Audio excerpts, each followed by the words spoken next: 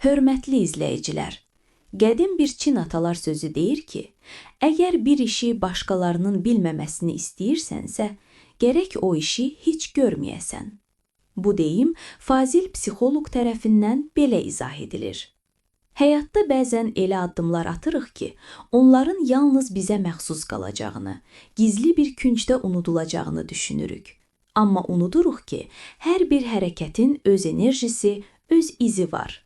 Psixoloji olaraq gizli saxladığımız hər bir mənfi hərəkət daxilimizdə daimi bir gərginlik yaradır. Görəsən bilərlər, görəsən üzə çıxar, qorxusu ruhumuzu içdən gəmirir. Fəlsəfi baxımdan yanaşsaq, kainatda gizli heç nə yoxdur.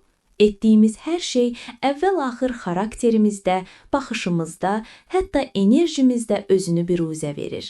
İnsanlardan gizlədə bilərik, bəs vicdanımızdan, özümüzdən necə gizlənək? Gəlin dürüst olaq, ən böyük huzur gizlətməli heç nəyinin olmamasıdır.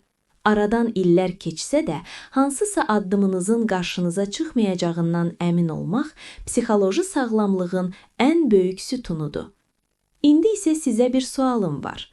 Sizcə insanın gizli saxladığı sirlər onun taleyinə necə təsir edir?